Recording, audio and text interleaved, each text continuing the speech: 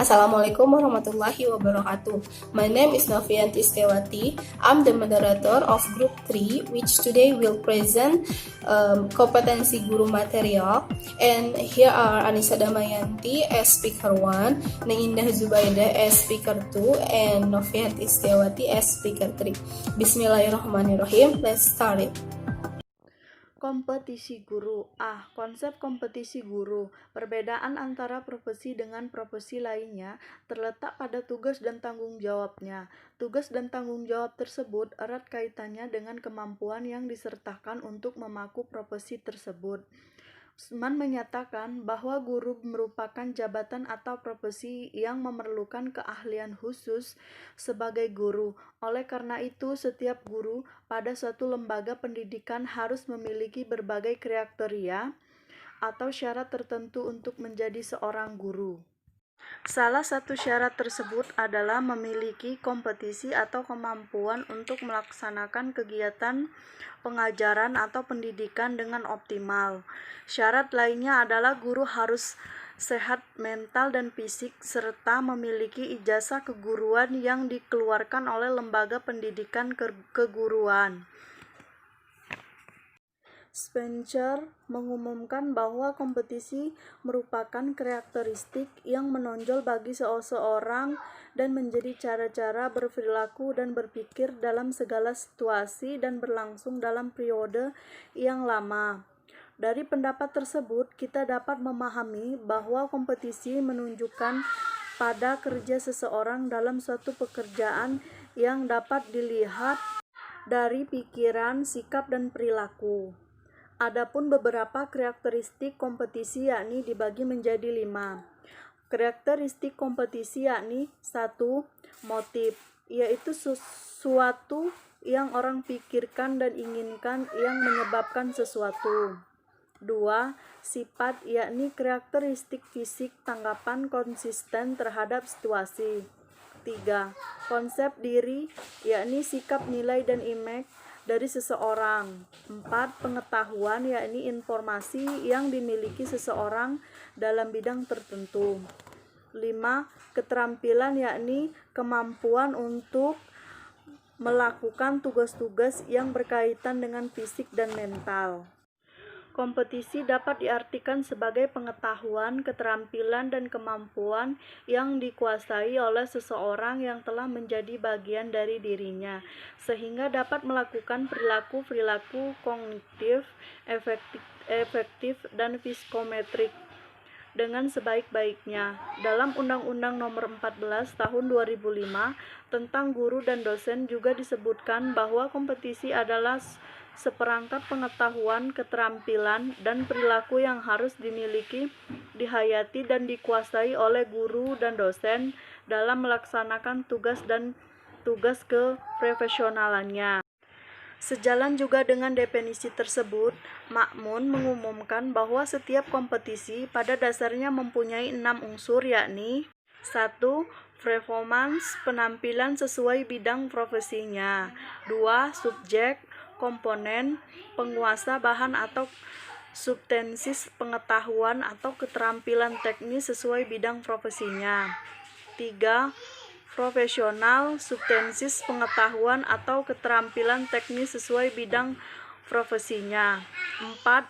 Proses kemampuan intelektual seperti berpikir logis, pemecahan masalah, kreatif, membuat keputusan. 5. Adjustment, penyesuaian diri. 6. Attitude, sikap, nilai kepribadian.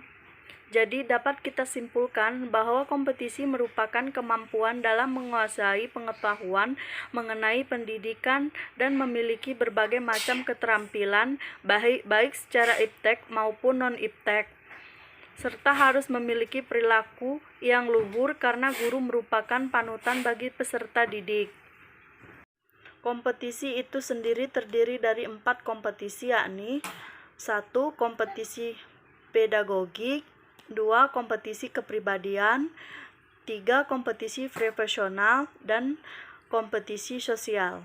Bismillahirrahmanirrahim. Pada kesempatan kali ini, saya Indah akan mencoba menjelaskan tentang Kompetensi pedagogik dalam PP nomor 19 tahun 2005 yang berkaitan dengan PP nomor 32 tahun 2013 tentang Standar Nasional Pendidikan pada pasal 28 ayat 3 pada butir A dikemukakan bahwa kompetensi pedagogik adalah kemampuan mengelola pembelajaran peserta didik yang meliputi pemahaman terhadap peserta didik, perencanaan dan pelaksanaan pembelajaran, evaluasi hasil belajar, dan pengembangan peserta didik untuk mengaktualisasikan berbagai potensi yang dimilikinya.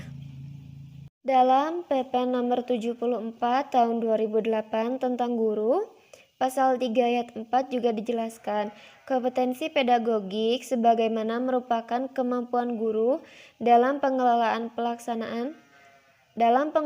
pembelajaran peserta didik yang sekurang-kurangnya meliputi yang pertama, pemahaman, wawasan atau landasan kependidikan. Yang kedua, pemahaman terhadap peserta didik. Yang ketiga, pengembangan kurikulum atau silabus. Yang keempat, perancangan pembelajaran. Yang kelima, pelaksanaan pembelajaran yang mendidik dan dialogis. Yang keenam, pemanfaatan teknologi belajar. Yang ketujuh, evaluasi hasil belajar. Yang terakhir, pengembangan peserta didik untuk mengaktualisasikan berbagai potensi yang dimilikinya. Dalam pedagogik, guru menjadi pihak yang paling bertanggung jawab dalam mengarahkan pembelajaran. Apa yang akan dipelajari, bagaimana mempelajarinya, dan kapan materi tersebut akan dipelajari. Dengan demikian, guru menjadi fokus kegiatan pembelajaran kesetaraan, kegiatan pendidikan kesetaraan. Akan tetapi, faktanya pembelajaran tidak hanya melalui guru. Kita juga dapat menggunakan refleksi diri, berdasarkan pengalaman diri, dan aktivitas yang lainnya. Dengan demikian, kita dapat menyimpulkan bahwa pedagogik adalah pendekatan pembelajaran yang kurang sesuai atau kurang relevan jika digunakan untuk orang dewasa. Berbeda dengan andragogik. Andragogik adalah proses pembelajaran yang membantu orang dewasa untuk menemukan dan menggunakan hasil temuannya itu yang sesuai dengan lingkungan sosial, dengan interaksi dan kerjasama antara tutor dengan peserta didik. Andragogik adalah teori pembelajaran yang dikembangkan untuk kebutuhan orang dewasa, sedangkan pedagogik adalah teori pembelajaran yang dikembangkan untuk anak-anak. Perbedaan antara andragogik dan pedagogik adalah dari beberapa aspek berikut. Yang pertama, dari segi peserta didik. Yang kedua, dari tutor atau guru. Yang selanjutnya, dari orientasi belajar dan kondisi belajar. Saya rasa cukup sekian presentasi dari saya. Selanjutnya akan dilanjutkan oleh rekan saya, Teh Novi. Saya persilahkan. Assalamualaikum warahmatullahi wabarakatuh. Saya Novianti dari kelompok 3. Di sini saya akan menjelaskan beberapa kompetensi yang harus dimiliki oleh seorang pendidik. Setelah yang sudah dijelaskan oleh rekan saya Anissa dan Neng Indah, yang ketiga ini ada kompetensi kepribadian atau kompetensi personal. Ada beberapa pengertian mengenai kompetensi kepribadian. Yang pertama, menurut Peraturan Pemerintah Nomor 19 Tahun 2005 yang bersangkutan dengan Peraturan Pemerintah Nomor 32 Tahun 2013 Pasal 28 Ayat 3 butir B menjelaskan bahwa kompetensi kepribadian adalah kemampuan kepribadian yang mantap, stabil, dewasa, arif, dan berwibawa, menjadi teladan bagi peserta didik dan berakhlak mulia. Sedangkan menurut Konandar, kompetensi kepribadian yaitu perangkat perilaku yang berkaitan dengan kemampuan individu dalam mewujudkan dirinya sendiri sebagai pribadi yang mandiri untuk melakukan transformasi diri, identitas diri, dan pemahaman diri. Sedangkan menurut Hamzah B. Uno, kompetensi kepribadian adalah sikap kepribadian yang mantap sehingga mampu menjadi sumber identifikasi bagi subjek dan memiliki kepribadian yang pantas untuk diteladani. Sehingga dapat disimpulkan bahwa seorang guru harus mampu mewujudkan pribadi yang efektif untuk dapat melaksanakan fungsi dan tanggung jawabnya sebagai guru. Untuk itu, seorang guru pertama-tama harus mampu mengenal dirinya sendiri terlebih dahulu dan mampu mengembangkannya ke arah terwujudnya pribadi yang sehat paripurna. Menurut Peraturan Pemerintah Nomor 74 Tahun 2008 Pasal 3 Ayat 5, di sini dijelaskan beberapa kepribadian yang termasuk ke dalam kompetensi kepribadian. Salah satunya ada beriman dan bertakwa. Selanjutnya ada berakhlak mulia. Yang selanjutnya ada arif dan bijaksana, demokratis, mantap, berwibawa, stabil, dewasa, jujur, sportif, juga dapat menjadi teladan bagi peserta didik dan masyarakat. Seorang guru juga harus mampu secara objektif mengevaluasi kinerja diri sendiri, dan seorang guru juga harus mampu mengembangkan diri secara mandiri dan berkelanjutan. Yang selanjutnya ada kompetensi profesional. Menurut Peraturan Pemerintah Nomor 19 Tahun 2005 yang bersangkutan dengan Peraturan Pemerintah Nomor 32 Tahun 2013 Pasal 28 Ayat 3 butir C menjelaskan bahwa kompetensi profesional adalah kemampuan penguasaan materi pembelajaran secara luas dan mendalam yang memungkinkan membimbing peserta didik memenuhi standar kompetensi yang ditetapkan Standar Nasional Pendidikan.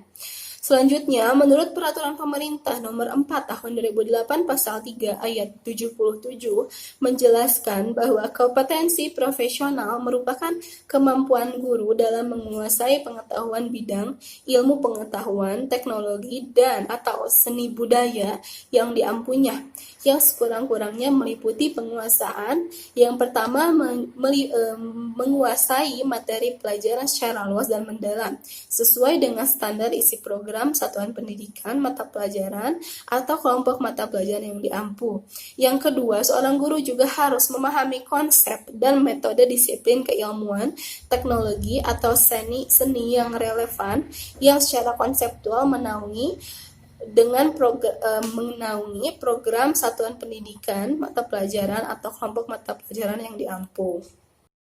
Dapat disimpulkan bahwa seorang guru harus memiliki pengetahuan yang luas berkenaan dengan bidang studi atau subject matter yang akan diajarkan, serta penguasaan memahami konsep teoretik, mampu memilih model, strategi, dan metode yang tepat, serta mampu menerapkannya dalam kegiatan pembelajaran. Seorang guru juga harus memiliki pengetahuan luas tentang kurikulum serta landasan pendidikan. Yang terakhir ada kompetensi sosial. Menurut Peraturan Pemerintah Nomor 19 Tahun 2005 yang bersangkutan dengan Peraturan Pemerintah Nomor 32 Tahun 2013 Pasal 28 Ayat 3 butir D menjelaskan bahwa kompetensi sosial adalah kemampuan guru dari sebagian masyarakat untuk berkomunikasi dan bergaul secara efektif dengan peserta didik maupun dengan sesama pendidik, dengan tenaga kependidikan, dengan orang tua wali, ataupun dengan peserta didik sendiri dan tentunya dengan masyarakat sekitar. Kompetensi sosial terletak pada komunikasi yang efektif. Komunikasi merupakan keseluruhan daripada perasaan, sikap, dan harapan-harapan yang disampaikan, baik secara langsung maupun tidak langsung, dan baik secara sadar maupun tidak sadar. Menurut Peraturan Pemerintah Nomor 74 Tahun 2008 Pasal 3 Ayat 6 menjelaskan bahwa kompetensi sosial merupakan kemampuan guru sebagian dari masyarakat yang sekurang-kurangnya meliputi kompetensi untuk berkomunikasi lisan, tulis, ataupun isyarat secara santun. Seorang guru juga harus mampu menggunakan teknologi komunikasi dan informasi secara fungsional. Dan yang ketiga, seorang guru juga harus mampu bergaul secara efektif dengan peserta didik maupun dengan sesama pendidik, dengan tenaga kependidikan, dengan pimpinan satuan pendidikan, ataupun dengan orang tua peserta didik. Yang keempat, seorang guru harus mampu bergaul secara santun dengan masyarakat dengan mengindahkan norma serta sistem nilai yang berlaku. Dan yang terakhir, seorang guru juga harus mampu menerapkan prinsip persaudaraan sejati dan semangat kebersamaan. Semua kompetensi yang sudah kami jelaskan di atas Semuanya dijelaskan secara detail ataupun diatur secara detail dalam Peraturan Menteri Pendidikan Nasional Nomor 16 Tahun 2007 tentang standar kualifikasi akademik dan kompetensi guru. Sekian penjelasan materi dari kelompok 3. Semoga bermanfaat dan dapat membantu teman-teman dalam memahami kompetensi apa saja yang harus dimiliki guru. Terima kasih atas perhatiannya. Wassalamualaikum warahmatullahi wabarakatuh.